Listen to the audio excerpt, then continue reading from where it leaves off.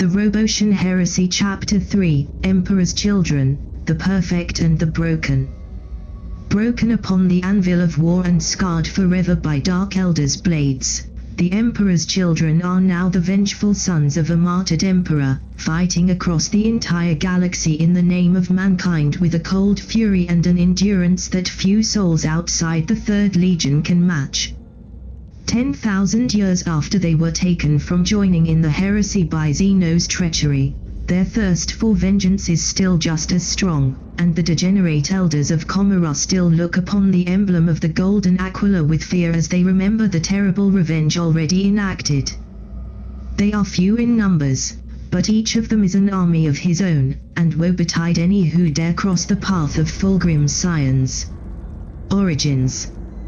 When the Emperor's conquest of Terra was over, he looked up at the galaxy, and saw that the task at hand remained tremendous, and beyond any man's ability to achieve alone, even one such as him. So it was that he decided to sire 20 children, who would be the generals he needed to reclaim the worlds mankind had lost during the long night, and protect them forevermore afterwards. In the laboratories of Luna, hidden away from the rest of the newly created Imperium, he created 20 beings of perfection, who would be the pinnacle of human genetics and possess the Emperor's own transcending powers. But before these children could be born, they were stolen away, spread across the galaxy by the Dark God's cruel hands. Fulgrim was one of these children, one of the Primarchs. He came to the world of Chemos, far into the Ultima Segmentum. Unlike some of his brothers, he wasn't adult when he emerged from his pod. Indeed, he wasn't even a boy. He was a baby, shining with light and the promise of a better future. At this time, Chemos was a ruined, dying world. Once a prosperous mining world, the civilization that had once ruled the planet had collapsed during the long night as it was cut off from its neighbors, who had supplied it with sustenance in return for the ore it's produced. Its inhabitants now lived precarious lives, eating and drinking food and water that had already been recycled 1,000 times over by the time of their birth. A few fortress factories supplied what little resources were available, and work was hard to keep up with the near impossible quotas required for the fortress to even hope to survive a year longer. Fulgrim was found by 3 workers of such a fortress. They had seen his drop pod descend upon the world, and had hoped to salvage it for mineral, yet what they found was so much more precious.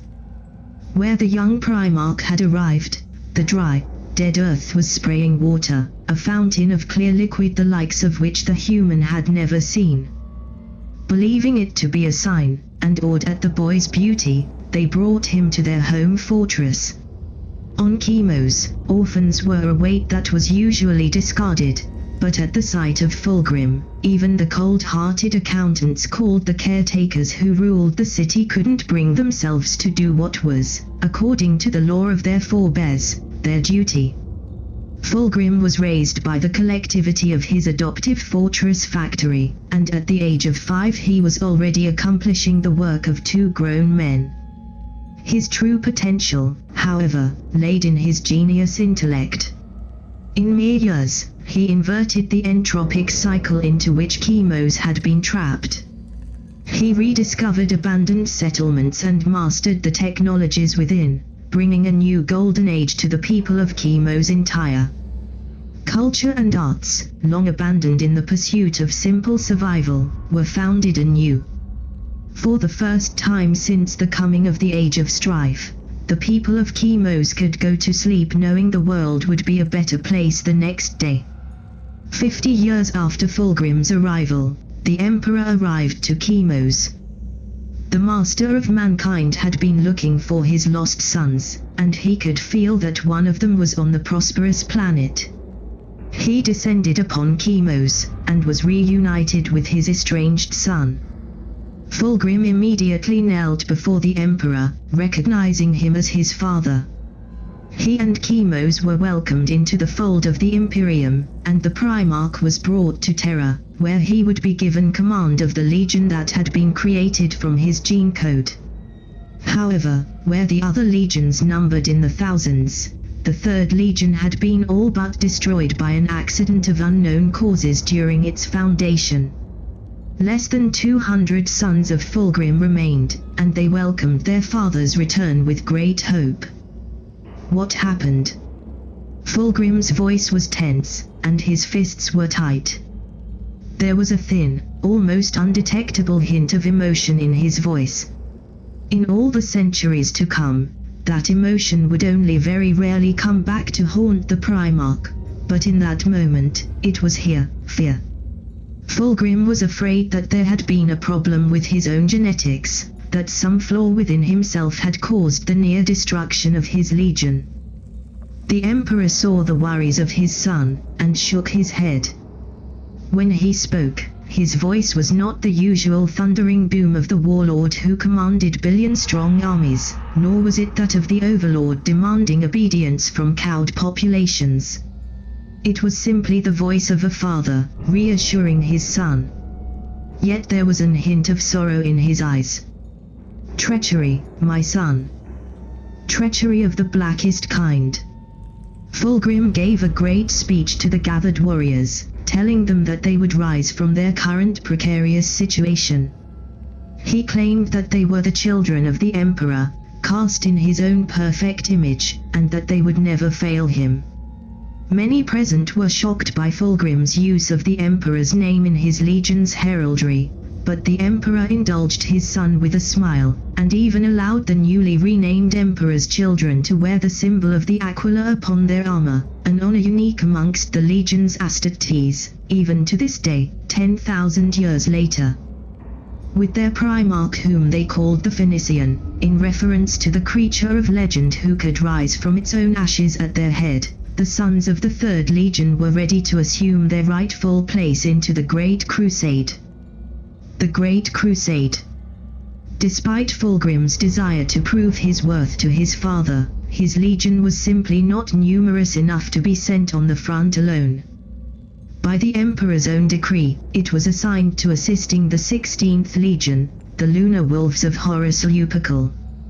Fulgrim met his brother aboard the Vengeful Spirit, and the two Primarchs immediately formed a bond that would last for centuries. Horus admired Fulgrim's tactical acumen and confidence, though he felt his brother needed a presence at his side to ensure his pride didn't take the better of him. For decades the Emperor's children fought at the side of the Lunar Wolves, until the time came for the Third Legion to fight its own part in the Great Crusade. Fulgrim gathered the full strength of his legion to wage war against an enemy that had been known to the Imperium for a long time, but had yet to be purged from the galaxy, the Laris. The Laris were a Xenos race inhabiting a world with no land masses to speak of, yet they had developed intra-system space flight, and if nothing was done, they would soon discover warp travel and spread across the stars. But despite the obvious threat Fulgrim considered them to pose to the Imperium's future, they had been ignored, as Imperial tacticians estimated that a war against them would take decades and cost the lives of millions of soldiers. There had even been talk of making the Laris Homeworld into a protectorate of the Imperium. This was an outrage Fulgrim couldn't allow to pass, and a challenge he could not resist. To him, only humanity was perfect, and thus deserving to rule the galaxy. Had not the Emperor forbidden all alliance with the Xenos? Had the fleets of the Great Crusade not put dozens of human worlds to the sword because they had allied themselves with the alien during the long night, and refused to return to the Imperium's righteous embrace? To let the Laris live, reasoned Fulgrim, would be hypocrisy on a galactic scale. He vowed that his legion would destroy the Laris in a single month, and prove that they were worthy of the name they had been honored with. The war began in earnest, with the Laris fighting the way only a species facing extinction can. The Xenos had taken to modifying their own bodies in an attempt to adapt themselves to their various roles in society, and to the unknowing observer it would have looked as if the Emperor's children were battling a coalition of aliens rather than a single race unified by a common genome. Even as the Astartes fought them, pushing them ever further toward their capital city, the Laris adapted, revealing blades of bone that were designed to pierce through a power armor's gorget and sound weapons that could burst the skull of a space marine inside his helmet. The apothecaries of the Third Legion dissected thousands of the creatures, attempting to understand how they were able to alter themselves so quickly without disastrous results, but to no avail. It was as if the science of the Laris did not follow the rules of the universe. Yet the true horror of the Laris was yet to be revealed.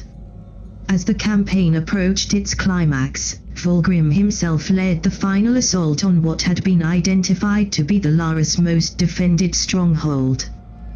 They expected to find a governing center, or archives of their civilization, but all they found was a building filled with somnolent Laris, in the middle of great statues and paints. It took a moment for the champions of the secular Imperium to understand that they were within a temple. It took less time for the librarians amongst them to realize they had been led into a trap. The temple was full of the corruption of the warp, hidden behind a thick layer of glamour that confused the senses and tried to reach into the minds of the Astartes.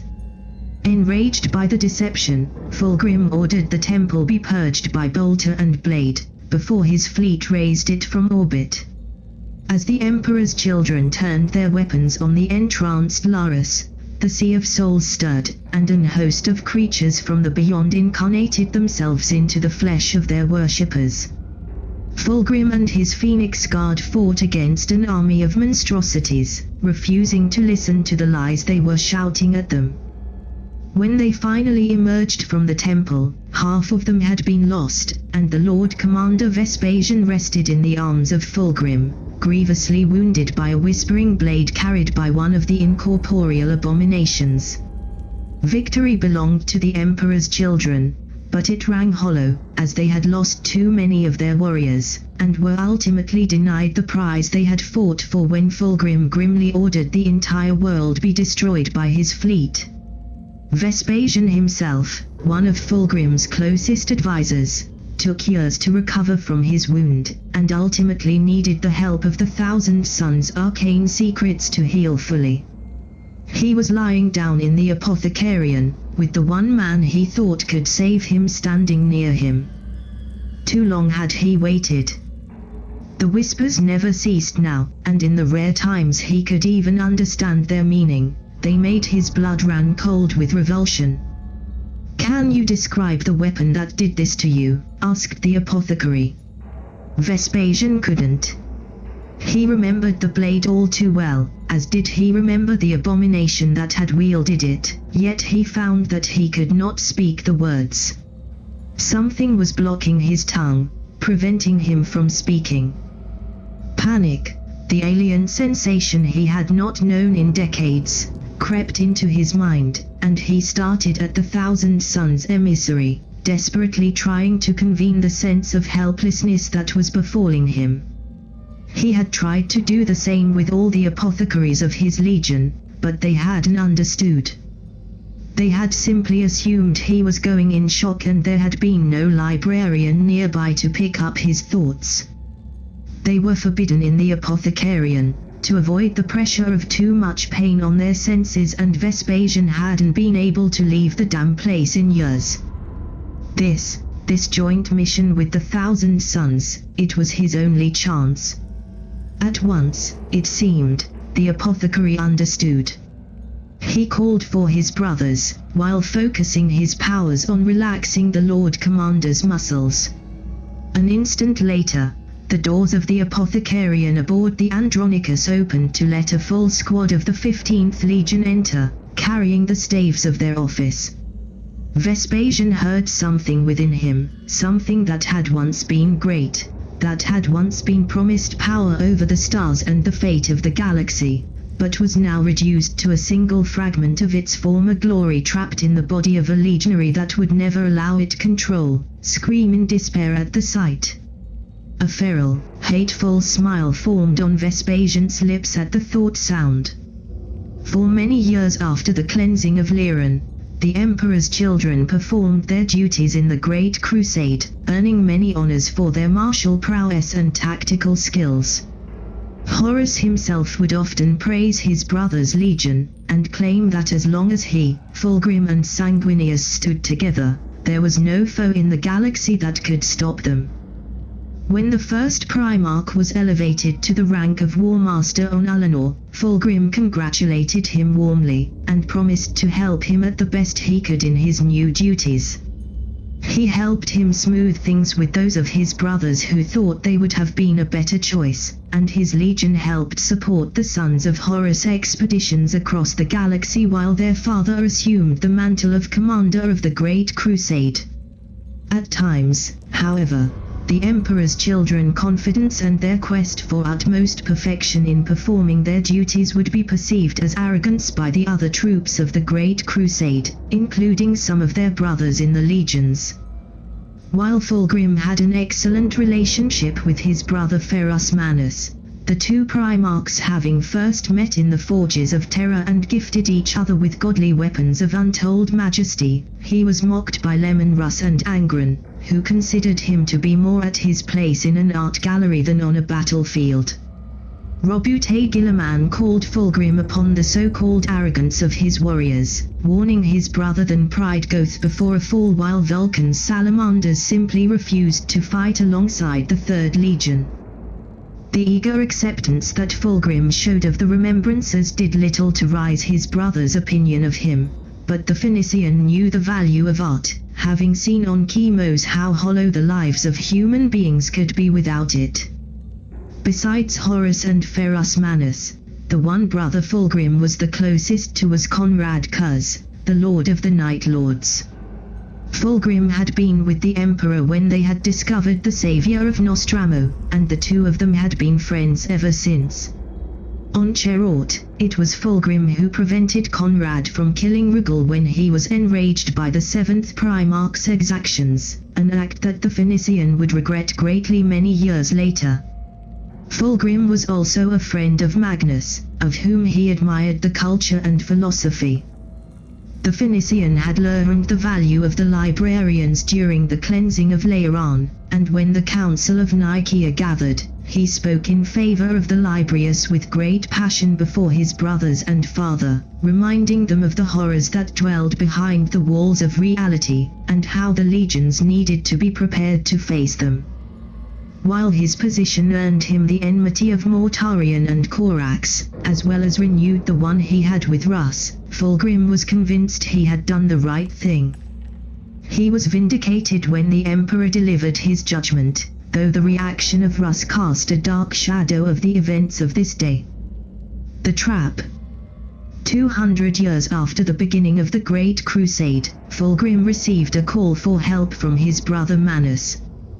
The Gorgon was fighting a war against a fleet of humans allied with Xenos called the Diasporics, and asked for the help of the Emperor's children in fighting them. Glad to be reunited with his beloved brother, Fulgrim gathered his legion, and set course for the coordinates Ferrus Manus had sent him. The Emperor's children rejoiced at the prospect of fighting alongside the Iron Hands in such a righteous war, and held their traditional victory banquets as their ships neared the indicated coordinates.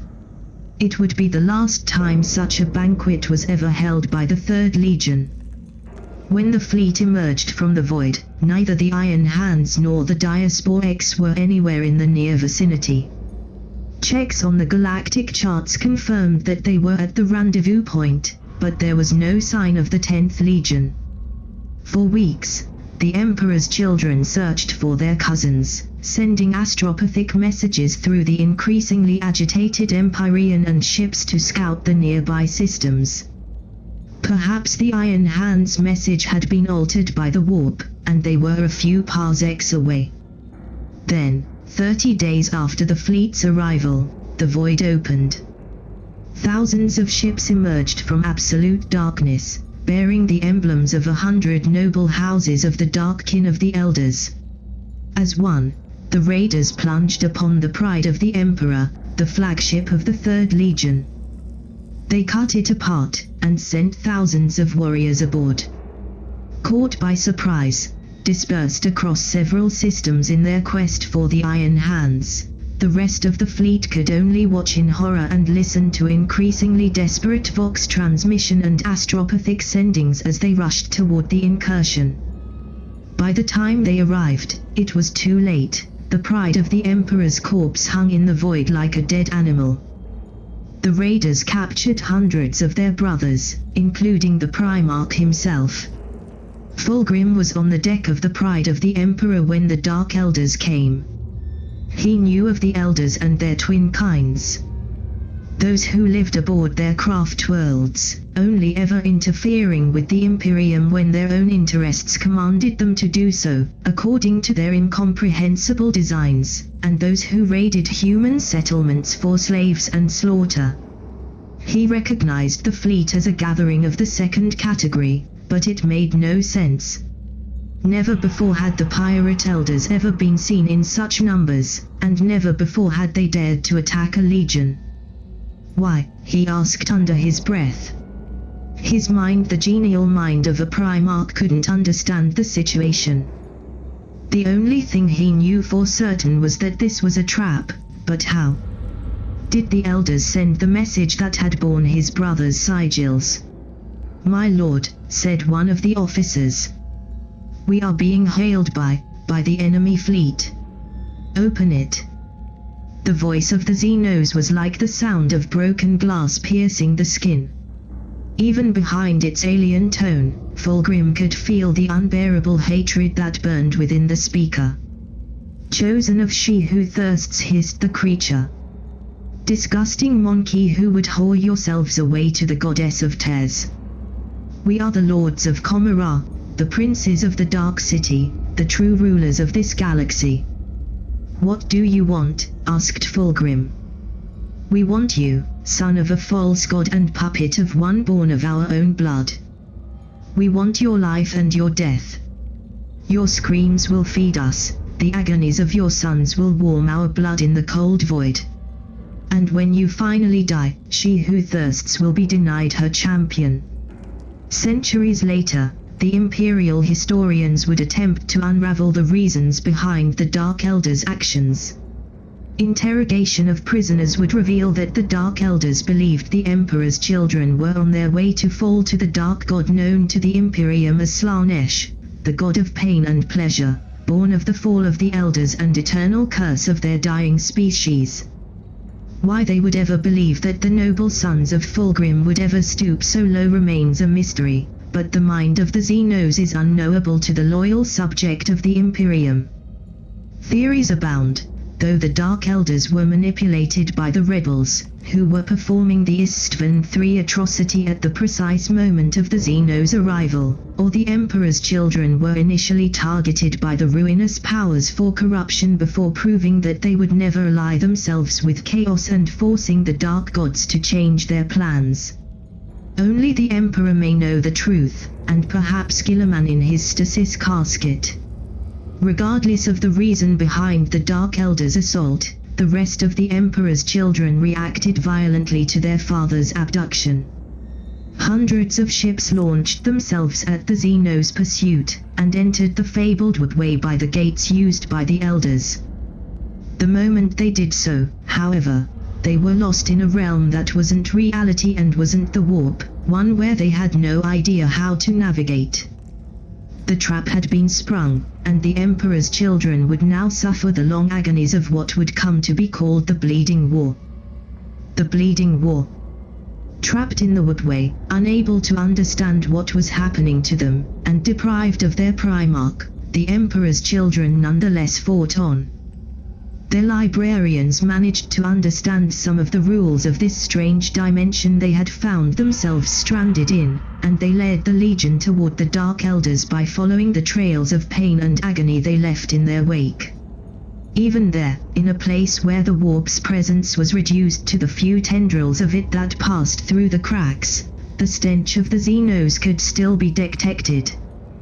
But the Elder Fleet had scattered across the Black Dimension, and the Emperor's children were forced to do the same, as they did not know on which vessel their Primarch was held captive. It quickly appeared that the Dark Elders had known that they would be followed, and were ready to tear apart the Legion piece by piece. They goaded entire ships by broadcasting the screams of their commander's brothers across the void, and then retreated to ambush points where the Astartes vessels would be outnumbered and trapped. Of Fulgrim himself, there was no sign in their taunt, doubtlessly because they still had to get a single moan of pain out of the Primarch. As the days went on and turned to weeks, then to months, then to years, the faith of the Emperor's children in their Primarch's survival began to fade. Some began to talk about leaving the Woodway, returning to the Imperium and asking for the aid of Fulgrim's brothers. But beyond the sheer revulsion the Astartes felt at abandoning their Primarch, even if only for a time, a more practical consideration prevented this. The Emperor's children did not know the way out. The gates they had passed through had vanished, and they were unable to locate others in this labyrinth. Saul was bleeding in his cell. Pain was coursing through every nerve of his body, yet it was nothing compared to the agony he felt at the sight of his brother's corpse. Lucius, prideful, childish, handsome Lucius. They had fought together on Murder, the cursed world where Lord Commander Eidolon had died. They had endured, and when the sons of Horus had arrived, they had been fighting back to back against a seemingly endless tide of the Megarachnids. Lucius had been at his side when he had delivered Eidolon's body to Fulgrim, and they had drunk together to the memory of all the brothers they had lost on this damned world. And now he was dead, and their jailers had cast his body in Saul's cell to taunt him. The sorrow that had haunted the captain ever since he had been brought onto that accursed ship, kicking and screaming, threatened to overwhelm him. Then, he noticed that there were no wounds on Lucius' body that could explain his death. He had died when his hearts had given up, unable to sustain the stress inflicted on the flesh of their host. "No, damn you," spat Saul, raising his hands. With all the strength he could muster, he hit the chest of the dead man, again and again, forcing the blood to flow, forcing the hearts to contract once more, ignoring the pain in his muscles, ignoring the laughter of his captors as they watched his pathetic attempts at resurrecting his comrade. Then Lucius' eyes opened, and he gasped, forcing air into his 3 lungs. He looked at Saul with wide eyes, unable to accept that he was alive once more. There was no more laughter from their jailers. They stood motionless, stupefied at the miraculous rebirth. "You must live, Lucius," Saul told to his friend, even as the gates of the cell opened once more, and the Dark Elders came back for him. "Whatever happens, you must live. Leave, and claim revenge." These were the last words Lucius ever heard his brother speak before they took him. For hours, the Blade Master listened to the sounds of Xeno's blades cut into Saul's flesh, and the hissing of acid and poisons as they were injected into his body. Not even once did Saul give his tormentors the satisfaction of his screams. Lucius looked down, and picked up a piece of metal that had fallen from his own body. It was the broken blade of a scalpel, not a weapon, not even a tool. But he lifted it to his face, the only part of him that the Dark Elders had left untouched, out of some cruel humor, and he began to cut. Even in his weakened state, his enhanced biology healed the wounds as soon as they formed, leaving only pale scars behind. 1 scar for Saul. 1 for Solomon. 1 for Julius. Finally, after years of raiding battles amidst the never-ending blackness of the absolute void, salvation came to the Emperor's children. The Night Lords, led by their Legion Master Sevatar, came to the help of the Third Legion. They rescued their ships from the 100 battles they were trapped in, and hit at the core of the Dark Elder Armada. Hundreds of Emperor's children were released from the depths of the Xenos ships, forever marked by the horrors they had experienced at the hands of that degenerate race. Fulgrim himself was found not on one of the ships, but in a void fortress floating amidst the darkness of the woodway itself. The Phoenician had been horribly tortured, his beautiful face ruined and his body torn apart before being sewn back together by the expert knives of the Dark Elders Hem and Cullies. The Astartes found traces that the Primarch had escaped several times, only to be captured again when the Dark Elders ambushed him at his son's prison, knowing he would always try to free them, no matter the risk for himself. When the gate to that prison was open, however, there were no Emperor's children behind it, only the bodies of Fulgrim's Phoenix Guard, dead months, perhaps years ago. The Phoenician had been deceived all this time. The Prince of Crows busted the heavy door, Rylanor the Ancient and Vespasian at his side, while the warriors he had brought with him covered them. The stink of genetically enriched blood was almost overpowering to his enhanced senses. The dreadnought burst the chains holding the prisoner, and the 2 Legion commanders helped the bloody demigod to his feet before he shook them off. Sevatar looked up at the bleeding, maimed form of Fulgrim. Despite the wounds that covered him, each of which would have crippled a legionary for life, the Primarch was still standing. He opened his mouth, and to the Legion Master's horror, Sevatar saw that Fulgrim's tongue was gone. Yet a voice emanated from the Phoenician's throat. Somehow he was forcing his vocal cords to produce recognizable sounds, even though his voice would never again be the smooth, beautiful thing it had once been, just like the rest of him. Sevatar. Where is Conrad? Where is my brother? Sevatar told him.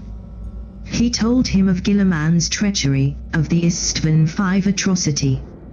He told him of the war that had torn the Imperium apart, that was even now closing to Terra. He told him of the fate that had befell the King of the Night, on a world sullied forever by the blackest betrayal of all ages and the death of the future that all Astartes had fought for. And, for the first time ever since the Dark Elders had captured him, the Primarch of the Emperor's children wept. Upon learning what had occurred in the rest of the galaxy while he was being tortured, Fulgrim entered in a terrible rage. He vowed to kill Guilliman with his own hands, and bade the remnants of his legion to follow him and their saviors back to Terra. There, he promised in the broken voice of a man without a tongue, they would make the traitors pay. As for the Dark Elders, he swore that a time would come when they would curse the day they dared to attack the Third Legion. Thus, the 3rd and 8th Legion began their journey to Terra. To the Emperor's children's surprise, the Night Lords took them across the woodway, using the mysterious dimension as a shortcut to approach Terra without needing to go through the boiling Empyrean. How exactly the Night Lords knew the path remains unknown to this day, and though it is suspected the High Command of the 2 legions know the truth of the matter, they refuse to speak of it. The battle for Terra. In endless agony reborn. By the blades of true brothers returned. Enemies of the Emperor, we have come for you. Transmission from the Andronicus upon the Emperor's children's arrival at Terra. When the Emperor's children and the Night Lords arrived at Terra, they found a world burning with war and slowly descending into oblivion, dragging all of mankind's future with it. Reports flooded in from the surface, and a plan was immediately decided. The Night Lords, unable to ignore the screams of the Terrans as they were butchered by the debased Blood Angels, went to the surface to fight against their treacherous brethren, while the Emperor's children showed the traitor fleet the true meaning of Void War. Lucius the Reborn. While most of the Emperor's children fought in boarding actions during the last hours of the siege, a few of them descended on the throne world to fight alongside the Night Lords. First amongst them was Lucius, 13th captain of the 3rd Legion, though he commanded no men by then, having lost them all to the Dark Elders' depredations. Rumors claimed that Lucius had died aboard the Dark Elders' torture cells, but had risen to avenge his brothers. Regardless the truth, he had been found outside of the prisoners' confinements, hunting for the Xenos who had dared to spill his legion's blood, his once handsome face a mess of crisscrossing scars. Lucius was a swordsman of terrifying skill, who had proved to be a match even for the supernatural speeds of Commorragh's own elite blade dancers. On the grounds of Terra, he challenged the champions of the traitor legions, killing dozens of them in the final nights of the siege. Legend has it that Lucius and Sevatar, Legion Master of the 8th Legion, fought back-to-back against the Blood Angels, and that Lucius gave his life to save that of the Prince of Crows. However, the same story is told across all Loyalist legions present at Terra. Amongst the Iron Warriors, it is recounted that Lucius died to save the mysterious warsmith of an Imperial Fist's blade, while the Thousand Sons claim he sacrificed himself to protect Ahriman from the assault of a Dark Angel, and the Death Guard still speaking in awe of how he saved Captain Nathaniel Garrow from the fangs of one of the Space Wolf's great beasts. Even the sons of Horus, who fought on the other side of the heretics' lines, claim that Lucius saved the life of Abaddon himself. Regardless of the truth, Lucius was never seen again after the siege, and his body was never recovered. When the ecclesiarchy rose in power and influence, he was sanctified as Lucius the Reborn, eternal watcher of the imperial palace. A towering statue built in his image still stands at the gates of the palace, though it lacks the many self-inflicted scars. With boarding actions and maneuvers that no sane pilot would ever have attempted with Astartes cruisers, the Emperor's children broke the hold of the traitor fleet on Terra, covering the descent of their cousins. Crewing both the remnants of their fleet and the ships of the 8th Legion, they destroyed hundreds of traitor ships. The other Loyalist ships in orbit, thanks to their help, were able to direct their attention on the planet below once more, and lent their bombardment cannons to the effort of war once more. Though very few of them remained, the Emperor's children had effectively turned the tides of the battle for Terra, and with it, that of the entire Roboutian Heresy. As for Fulgrim, he remained aboard the Andronicus, the new flagship of his legion, until the last moment. A dozen apothecaries were still working on his body, treating the thousands of wounds and poisons he was suffering from. Each one they healed was one less their Primarch would have to carry when the time was right. Finally, the call came from Terra, a psychic summoning from the Emperor, who asked for his son to stand at his side in the final battle. Fulgrim rose and ran toward the ship's teleportarium, flying servitors and running Astartes, finishing to put on his armor even as he marched. The machineries of the Andronicus locked on the signal of the Emperor's own armor, and Fulgrim vanished in a flash of light, ready to help his father kill the arch-traitor. What happened in the throne room is history. Fulgrim appeared as Roboute was gloating over the fallen form of the Emperor, ready to deliver the killing blow. With the sword Fireblade, forged for him by his brother Ferrus in a brighter age, the Phoenician cut down the arch-traitor, creating an opening for the Emperor to strike at Guilliman on the psychic plane. The combined blows of the Emperor and his son was enough to kill Roboute and end the heresy that had torn the Imperium apart ever since the Istvan atrocity. Lucius looked down at the burning world from the shoulder of a dying titan. The traitor war machine was his latest kill, and perhaps the most impressive. He had pierced through the steel skin of its foot, and battled his way up to the reactor inside the beast's chest before breaking down the controls and safeties of the caged sun. His body was covered in wounds, his blood was forming pools at his feet. Was this death, at last? He had fought on, as Saul had asked from him. He had fought and fought and fought, and he had killed many of the traitors. He had followed the visions, the image of his friend guiding him through the battlefield toward those who needed to die and those who must live. The Prince of Crows, the Iron Lord, the Keeper of the Law, the Guardian of the Dead and the Voice of Reason. They all lived. Now, at least, could he die? Had he done enough? The ground rushed toward him as the Titan collapsed. Its reactor was going to detonate, in the middle of the traitor Mechanicum's forces. There would be nothing left of Lucius to bury. Would that be enough for him to die, this time? Or would the golden light bring him back again? There was a flash of burning light and agonizing pain, and then, at last, Lucius was reunited with his brothers. The Clone Wars. When the dust of the Roboutian Heresy settled, Fulgrim watched what remained of his legion and felt the bitter taste of hollow victory. Never a numerous legion, the Emperor's children were now on the verge of extinction, with less than 1,000 of them remaining. The Phoenician vowed to bring his legion back from the abyss as he had done when he had taken command of it, and he led the Emperor's children back to Chemos, where the rebuilding could begin. That he couldn't help the rest of the Imperium to claim back the galaxy was a source of terrible shame, but after all that had happened to him and his sons, it was a burden he could easily, if not happily bear.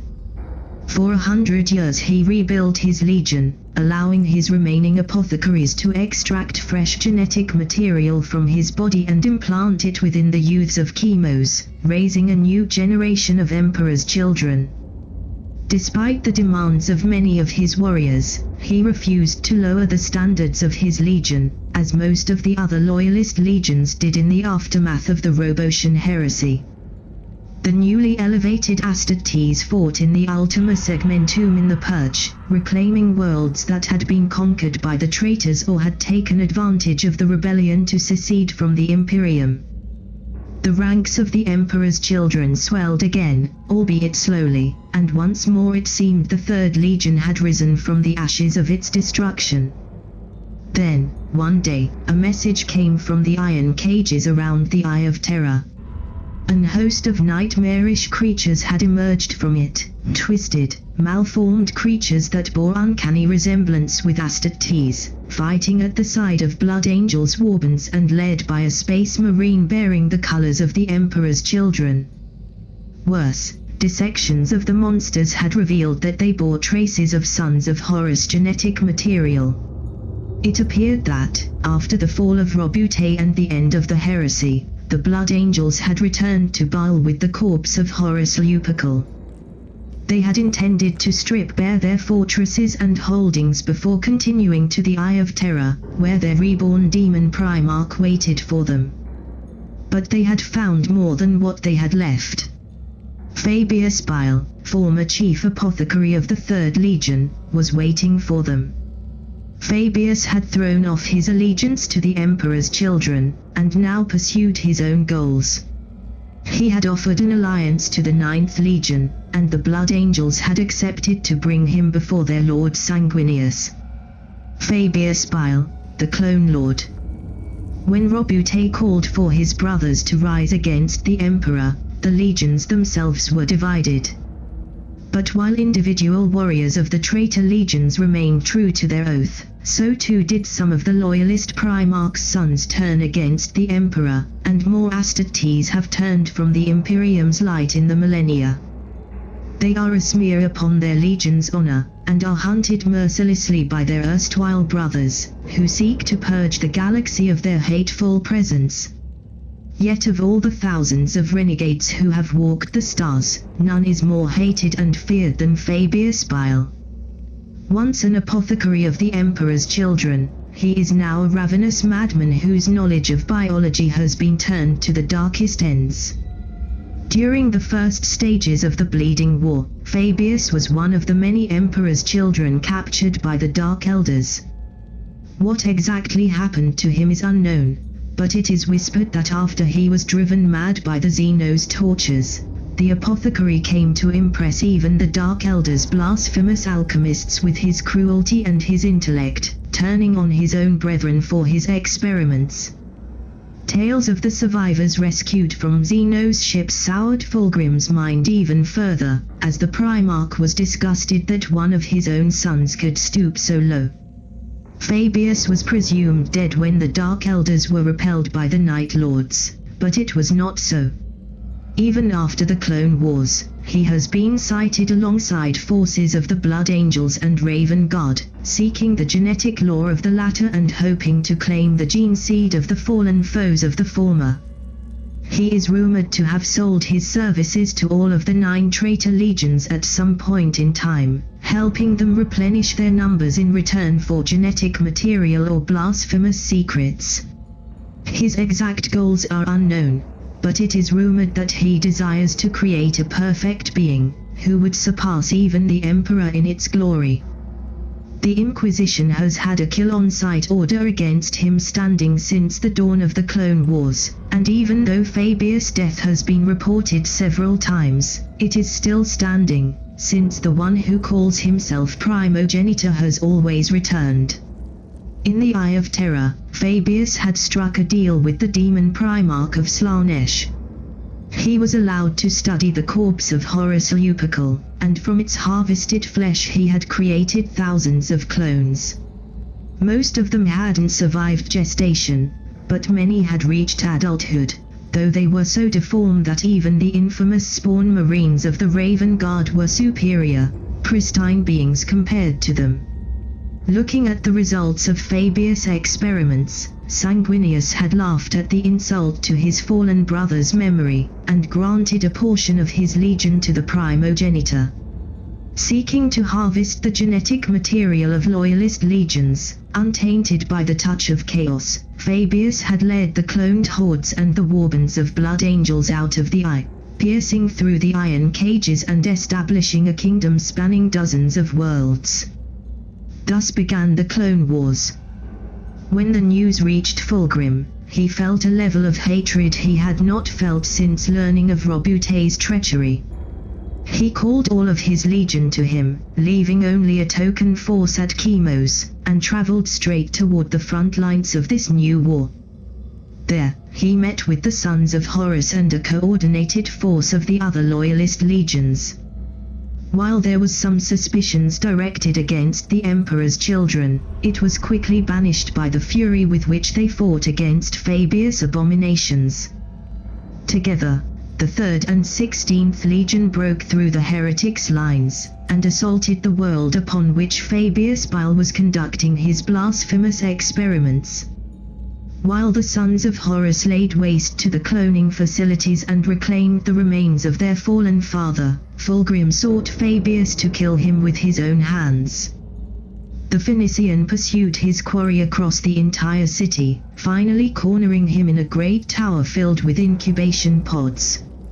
At the Primogenitor's signal, all of them opened at once, revealing their hideous content, clones, not of Horus, but of Fulgrim himself, created from Fabius' own genetic code and the blood he had bargained from the Dark Elders who had tortured his Primarch. Hundreds of them rushed at Fulgrim, giving their lives so that their creator could escape aboard his ship, the Pulchrite Udinus. All of them died under Fulgrim's blade, but the Primogenitor avoided justice. Fulgrim was howling his rage and disgust at his son, even as he ran away like the coward he was. To think that he had once considered Fabius one of his own, to think that he had thanked him personally for his services during the cleansing of Lyran, when the apothecary's talents had saved the lives of dozens of loyal, true Emperor's children. A graceless blow brought Fulgrim back to reality. He dodged effortless, and beheaded the creature with a single sweep of Fireblade, striking down 3 more of the monsters at once. But there were still hundreds of them, all looking at him with hate-filled eyes. He could sense their jealousy of his body, even though it was covered in scars and still painful from the tortures of the homunculus. A pain that would never truly fade.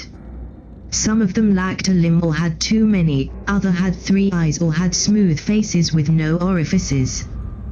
The only thing they had in common, bar their mane of white hair, was the raw aura of torment that surrounded them. Behind their hatred, behind their anger, there was simply pain, and the desire for their lives to end. Lifting Fireblade once more, Fulgrim prepared to grant them their wish. The clone wars were over. But not all of Horus' clones had been destroyed. They would continue to plague the Imperium for centuries, calling themselves the Black Legion in a blasphemous parody of the true sons of the Emperor. The Burning of Commorragh. In the last years of the 35th millennium, the Emperor's children were finally given the chance of revenge they had waited for so long. Infiltrators of the mysterious Alpha Legion had located a path to the dark city of Commorragh, lair of the treacherous and corrupt Xenos known as the Dark Elders. Though few Emperor's children yet lived who had personally endured the horrors of the trap, Fulgrim himself remembered it well, and his sons had kept the lore of these events intact. The Phoenician called for the ancient promise, and the Night Lords answered. Another legion came, the World Eaters, led by Angron, the Red Angel. The Primarch of the 12th Legion owed a debt to Fulgrim ever since the two had fought together at Scalathrax, and he intended to repay it with the destruction of the Dark City. Not all the forces of the legions were gathered, of course they still had their duties to the Imperium, and couldn't abandon their allies in the quest for vengeance. But thousands of Astartes and dozens of ships, with no less than 2 Primarchs leading, were nonetheless a force such as the galaxy had rarely seen since the dark days of the Roboutian Heresy. Together, the forces of 3 legions entered the Woodway, following the path provided by the Alpha Legion. They passed through a gateway that had long stood abandoned by the Elders, and traced the psychic beacons left by the 20th Legion across the infinite blackness. For several weeks they advanced, until the fleet passed one final portal, and emerged in the skies of the Dark City, above its caged suns. Then, with a fury that had grown for millennia, Fulgrim gave the order to attack, and Commorragh burned. Bombardment cannons fired upon the nobility's spires, reducing many bloodlines whose influence was older than the fall to ash in mere moments. The defenses of the city were designed more to protect individual domains from their neighbors than to repel an outside assault, and the Dark Elders were now paying for their arrogance. They had believed no one could reach them, let alone one of the inferior races, and now they would burn, as all Xenos must, for their crimes against humanity. When the Dark City was mostly reduced to rubble, the legionaries descended in the ruins, ready to hunt down the survivors and put an end to the centuries of terror that the Xenos raiders had inflicted upon the rest of the galaxy. Angron and Fulgrim led a devastating charge, crushing the Elders' efforts to assemble a cohesive defense, then pursuing those who attempted to flee. The Emperor's children remembered the lesson of the trap, though, and warned their allies to not attempt to hunt the Xenos beyond the gates of the Woodway. They may never be able to return. Fulgrim himself, however, did not heed his own advice. As he walked down the dark tunnels of homunculi covens, who had so horribly tortured him thousands of years ago, he came across an all too familiar figure. There, beneath the ruins of the Dark City, was Fabius Bile himself. Why exactly the arch-renegade was there is unknown, though it is assumed by the Inquisition he came to trade blasphemous secrets with those who had first initiated him to their forbidden arts. The Phoenician's reaction was predictable. Enraged, he pursued his traitor son across the labyrinth the homunculus used as their home's first line of defense, followed by his Phoenix Guard. The traitor knew his way through the many deadly traps that led the Daedale, but the loyal Emperor's children did not, and Fulgrim lost many of his sons to the Dark Elders' heretical machines, until he was alone in the pursuit. On the surface, Angron called for him, begging him to turn back and return before he too was lost. The Red Angel promised Fulgrim he would help him to track and punish the traitor, but they really needed to leave. The caged sons of Commorragh had grown unstable with the damage the fleet had caused to the Dark City, and there was a risk they would soon tear apart their confines and engulf the entire bubble of reality Commorragh was built in. But there was no answer from Fulgrim. Finally, the librarians of the assault force warned that the presence of the Phoenician had vanished. He was no longer in the Dark City. He must have crossed into the woodway in pursuit of his quarry, and was now lost to his loyal sons. Filled with sorrow, Angron ordered the retreat, vowing to find his brother even if it should take him 1,000 years. Asdrubal Vecht. After the 3 legions sacked Commorragh, the Dark City was left without leadership. The noble houses that had ruled it with an iron fist ever since before the fall were ruined, their households destroyed and their lines decimated. From the wreckage rose one elder who would one day become a legend. Asdrubal Vecht. While some legends claim that he was once a lowly slave of the Dark City, he himself pretends to have witnessed the fall with his own eyes, and having endured ever since. Whatever the truth may be, he forced order upon the absolute chaos that followed the Legion's assault. His cabal of the Black Heart gathered those who had lost everything and those who saw an opportunity in the destruction.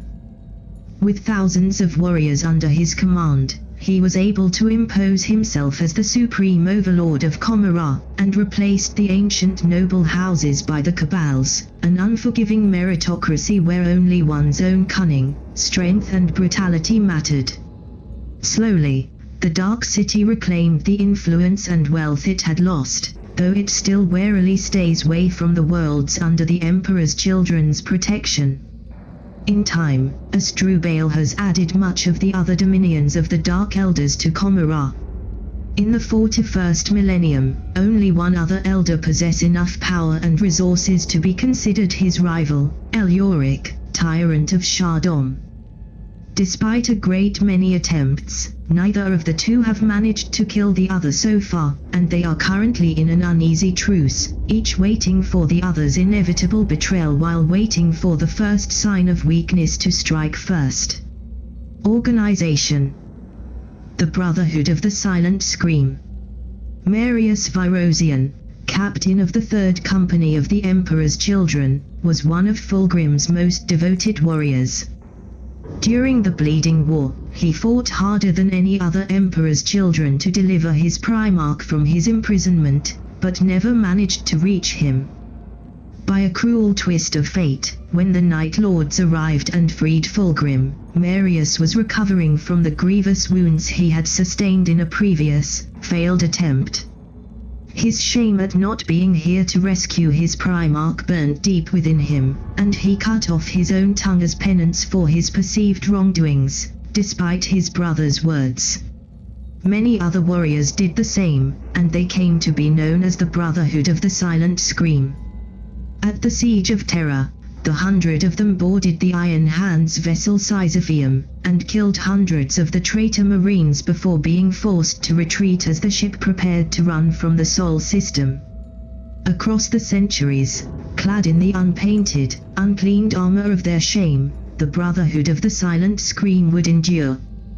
Warriors of the 3rd Legion who consider they have failed in their duties, such as those who survive when the rest of their squad does not join them, ritually cutting off their own tongue as sign of their own regret. The Brotherhood has dedicated itself to the Inquisition, and forms a company of Adeptus Astartes under the command of the Ordo Xenos. They have their own monastery on Chemos, and answer the call of various inquisitors across the galaxy. Rumor has it that they even accept warriors from other legions into their ranks, so long as they are willing to abandon their colors and undergo the ritual oblation. As for Marius Virosian's ultimate fate, He died in a battle against the Iron Hands, slain by one of the plague-stricken marines, some even say, one who was on the Sisypheum at the siege of Terra. The loss of their primarch was a terrible blow to the Emperor's children's morale, but they endured it, convinced that their father still lived and would one day return to lead them. In the meantime, they chose to establish the position of Legion Master, used by other loyalist legions who had lost their father. The Emperor's children have never truly recovered from their losses in the Bleeding War. Even with the centuries Fulgrim spent on rebuilding his legion, their numbers never reached those of the other loyalist legions, and these days the official records indicate less than 30,000 Space Marines of the 3rd Legion in existence. They are organized in great companies, each under a Lord Commander's leadership, while the Legion Master reigns on Chemos. When the Legion Master dies, a new Lord Commander and his 1,000 warriors are designed to take up the mantle of Legion Master and replace the previous one as Guardians of Chemos, while the Legion Master's successor as the leader of his great company takes his warriors back into the stars.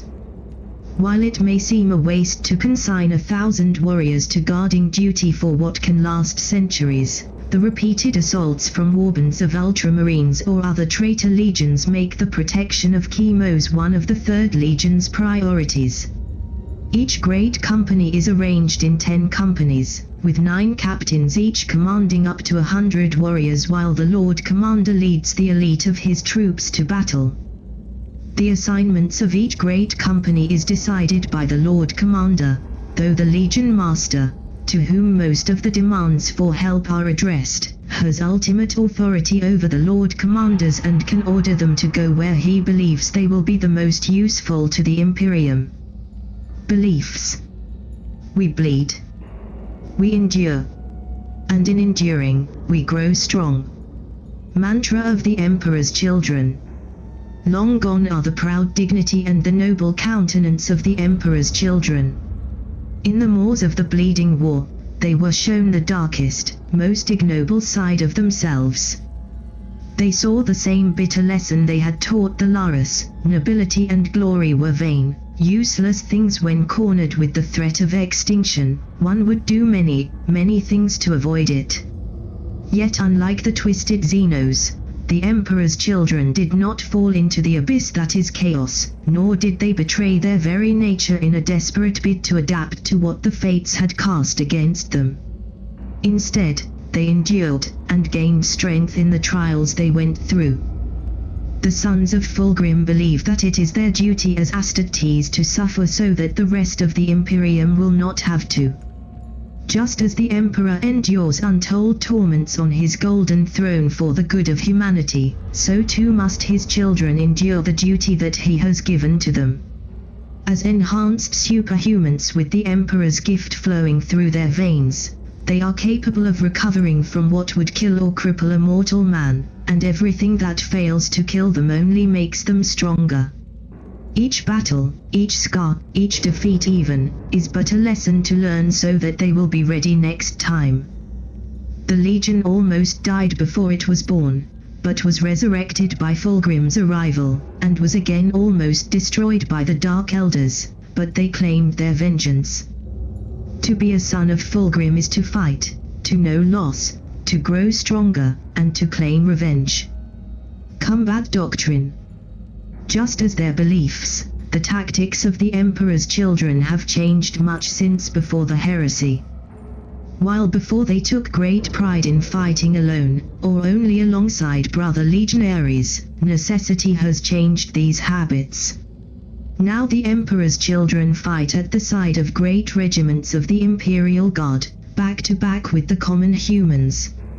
On the grounds, the Emperor's children are more than ready to collaborate with mortal officers, as their numbers do not allow them to wage crusades of their own. With the whole industry of a world behind them, the sons of Fulgrim can field impressive numbers of Astartes heavy vehicles, though they tend to show a preference for the thickness of close quarters combat, where their superiority is brought to light in full. Usually, great companies break down at company level on a whole campaign, and each captain further separates his squads on the battlefield, coordinating them while leading from the front. This way, by fighting at the side of their human auxiliaries, the Emperor's children's charisma can help hold the line and turn back situations where any tactician would have given up. The legionaries' resilience is also a thing to behold, capable of giving hope to even the most desperate guardsman, as they will keep fighting long after their wounds should have killed them. Those who seem to return for the dead after their Sue's membrane activates to save their lives, then deactivate to let them return to the fight, are considered blessed by the Emperor, and are said to bear the mark of Lucius. The librarians of the Legion, who guided the Emperor's children during the Great Crusade, still play an important part in the Legion.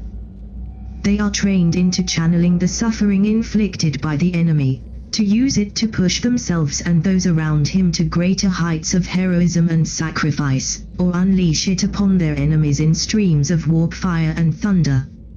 It is a dangerous tactic, though, and some of the librarians are unable to bear the burden it causes on them, bursting apart or collapsing into catatonia.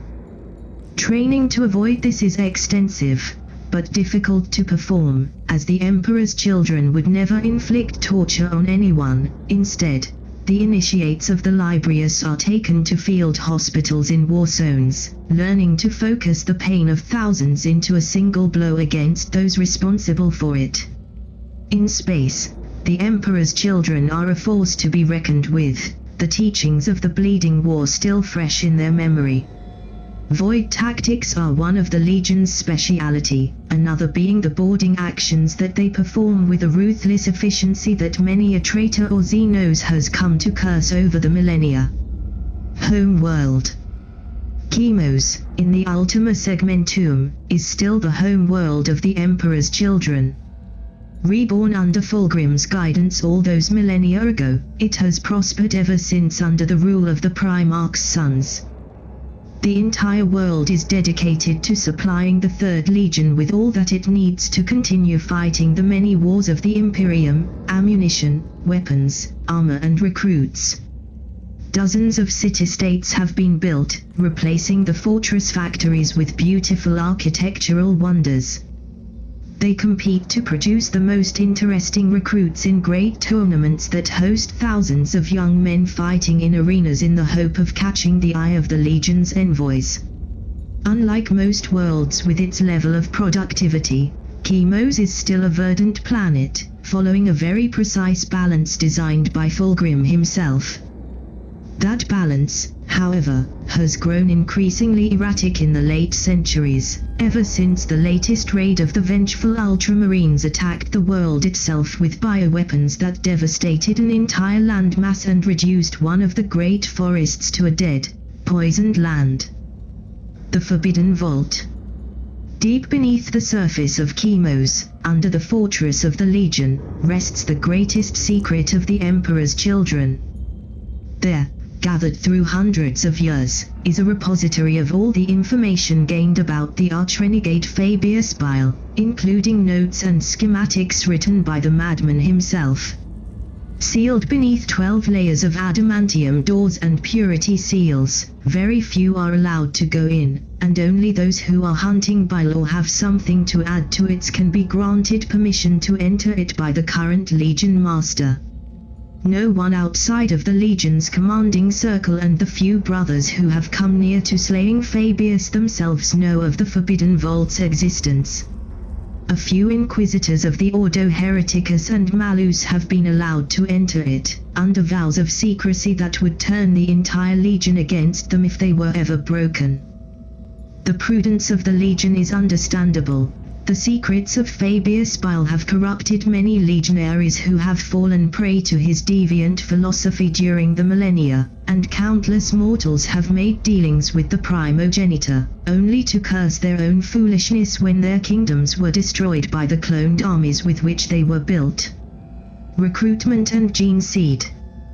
The Third Legion recruits almost only from Chemos, although it had been known to take aspirants from other worlds on occasion, when an exceptional individual catches the attention of the Legion's warriors. After passing a series of grueling tests, the aspirants are implanted with Fulgrim's Geneseed, and must endure the torments of their own transforming body without the help of the artificial sleep used by other legions. The pain is considered a step on the youth's journey to becoming Astartes. The reminiscence. To the rest of the Imperium, the Geneseed of the Emperor's children is believed to be of unquestionable purity, lacking any of the flaws that may afflict the other legions. But while all 19 implants of the Sons of Fulgrim work perfectly, a dark shadow remains cast upon the Phoenicians' genetic legacy. 10,000 years after the Bleeding War, the Emperor's children still bear the scars of that horrific event. Those newly elevated to the status of Space Marines experiment visions and nightmares of the Dark Elders' ships and torture chambers, reliving the agony of their genetic ancestors and that of their Primarch. Some are driven mad by the visions, and quietly given the Emperor's peace. Most, however, master the nightmares, and while the horrific visions never truly leave them, the Emperor's children only see them as reminders of a past that must never be forgotten. Once most of the changes have occurred, the aspirants become scouts, added to the companies to perform reconnoitering missions for their elders until they prove their worth. When that happens, they are brought back to Chemos and undergo the pilgrimage, a journey across the last of Chemos' desert.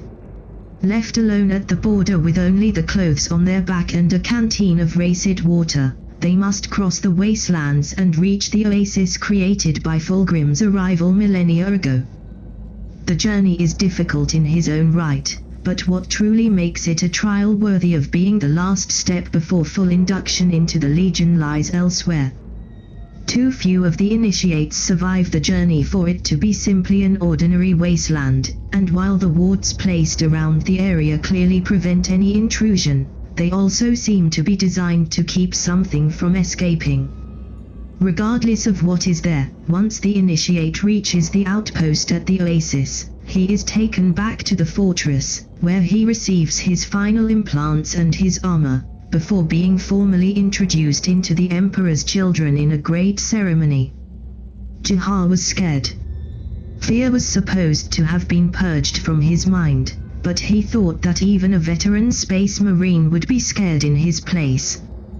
The sandstorms were filled with ghosts, who spoke to him in hate-filled voices.